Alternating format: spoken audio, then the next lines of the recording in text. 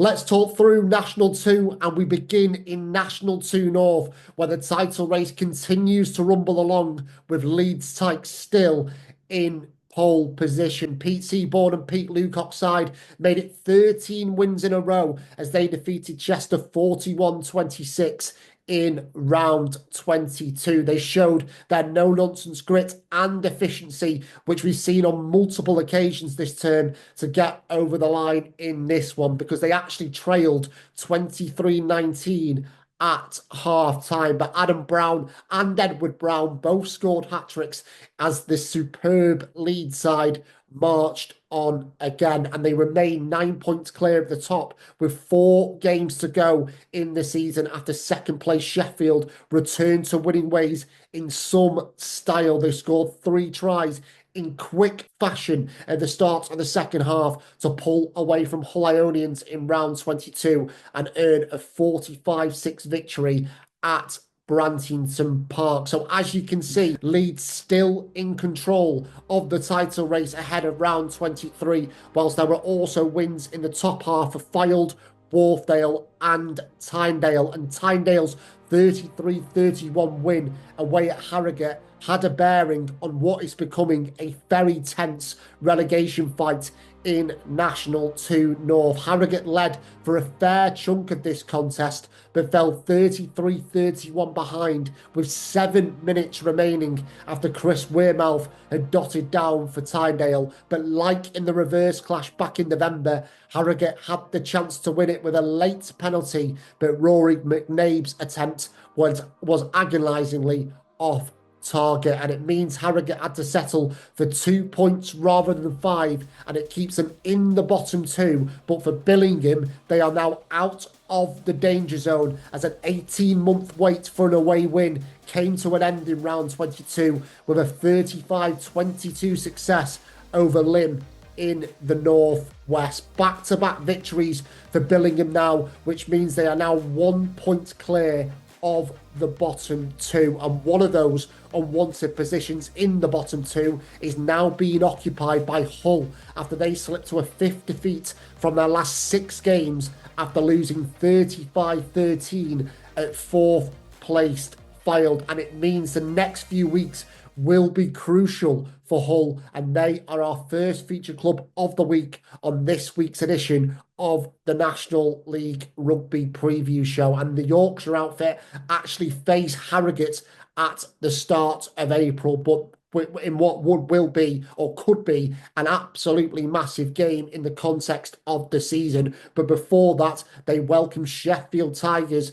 to the Ferrens ground in round 23. And Hull finished 8th last year in National 2 North, but they've been unable to build on that this term due to some frustrating away form, as well as their inability to pick up bonus points. But it is at home, it is at the Ferrens ground where Hull have had the most joy this season. 5 of the 7 wins they've collected this term have come on their own patch. And speaking to Hull boss Mike Umaga before this game, he's hoping for more of the same against Sheffield Tigers. Great to see you again, Mike. And obviously, we're looking ahead to a big weekend for Hull this Saturday, taking on Sheffield Tigers. And to start with, Mike, from the outside looking in, it feels like a really big couple of weeks, a final block of 4 games for you guys. Do you feel that internally as well, going into Tuesday and Thursday this week? Yeah, no, definitely. We have to, be honest and realistic with ourselves, and we find ourselves in this situation. So every game's big. These kind of seasons, or every season, you have to have a form of consistency. And we haven't been able to show the form that we show at home on the road, and that kills us. So. But also, not being able to pick up bonus points has been really a bit of a stickler for us. But it really has been talking about highs and lows. We play at home and we play some unbelievable rugby. We go away and it's just like watching 2 different teams. Right. And that's just the reality of the situation.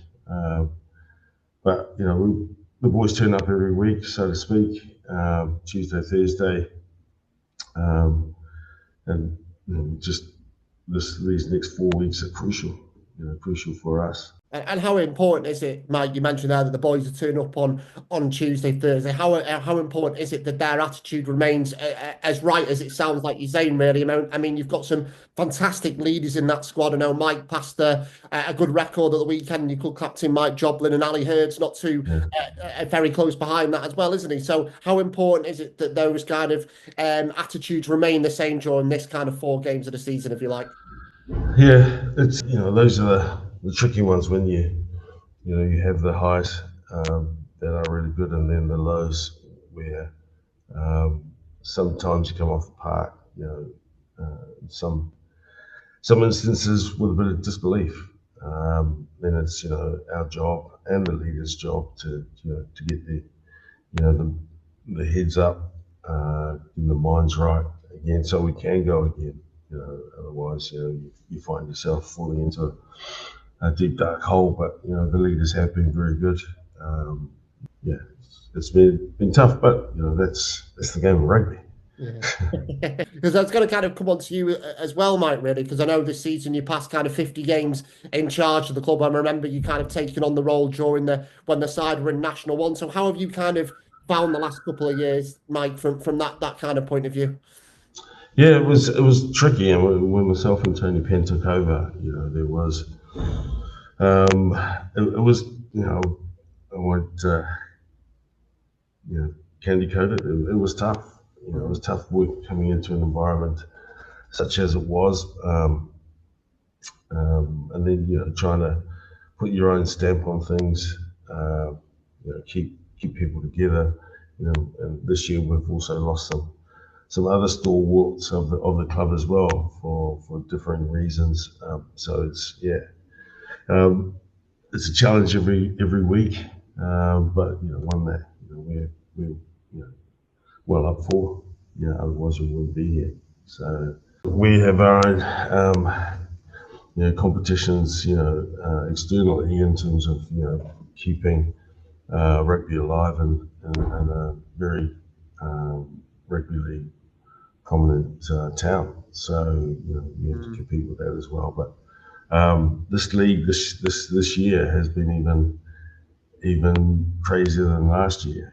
Last year there was only 2 or 3 teams up the top, and everyone else was fighting it out. This year, even Leeds Tykes, although they're up there, have had some tough games, but every other game, anyone can beat anyone. So like I said, it's what you turn up on a Sunday for. Our hope is that we work on, we bring everything we work on during the week and get the result we're looking for.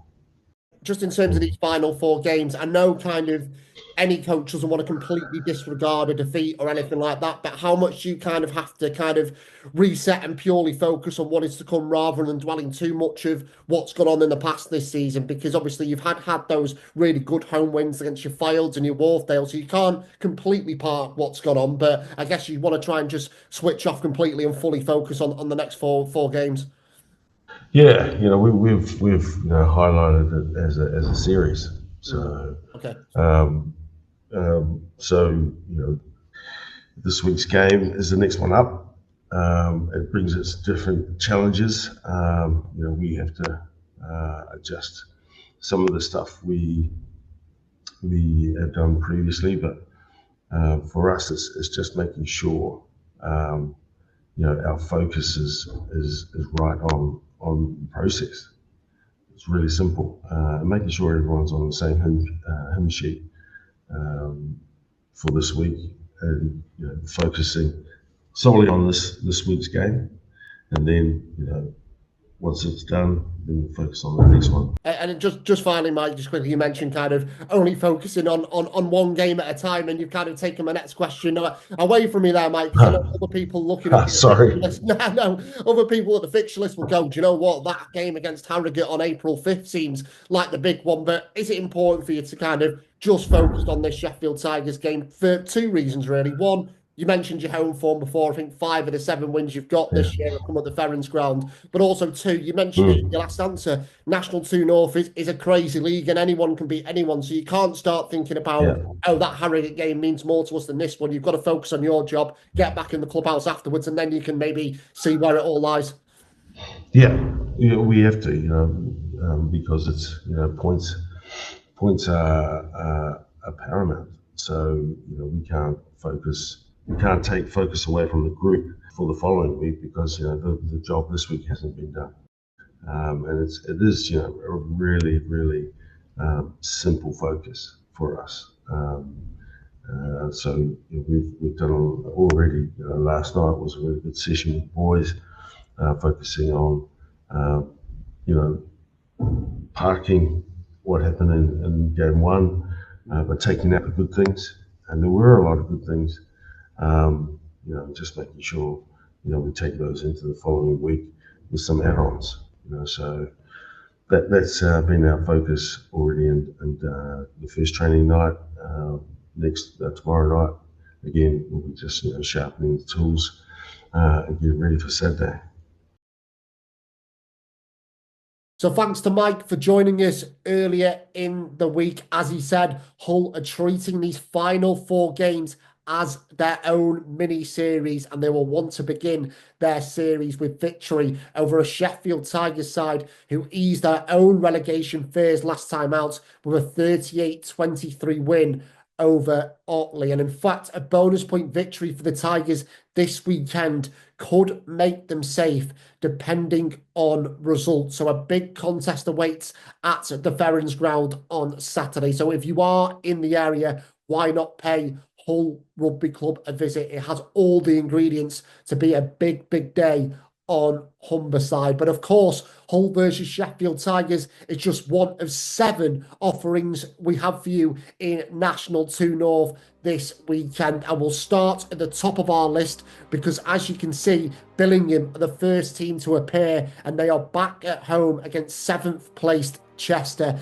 Chester have won their last 2 on the road, but after the last couple of weeks, Greenwood Road will be bouncing on Saturday as Billingham look to continue their survival push. In terms of table rivals, Harrogate in the middle of the list there. It is a local derby for them as they face Otley at Cross Green. The visitors did beat Otley 39-7 at the end of November, so could they do something similar this weekend? 11th place Preston Grasshoppers might be looking over their shoulder slightly after 4 straight defeats. Hoppers are now 6 points clear of the danger zone, and it doesn't get any easier for them when they visit title chasing Sheffield in round 23. Sheffield are back at home. I'm hoping to keep Leeds Tykes in their vision, with the table toppers also at home this weekend when they welcome Fylde to Yorkshire. Now, the Lancashire visitors have made life difficult for Leeds in their last 2 meetings, but this Tykes side continue to be in business, so whether Fylde can ruffle their feathers again remains to be seen. So that is the title race in National 2 North this week, whilst elsewhere, 5th place Wharfdale, who have won 3 of their last 4 games, host 3rd place Lymm, while Tynedale, who sits 6th, they take on Hull Ionians in the North East.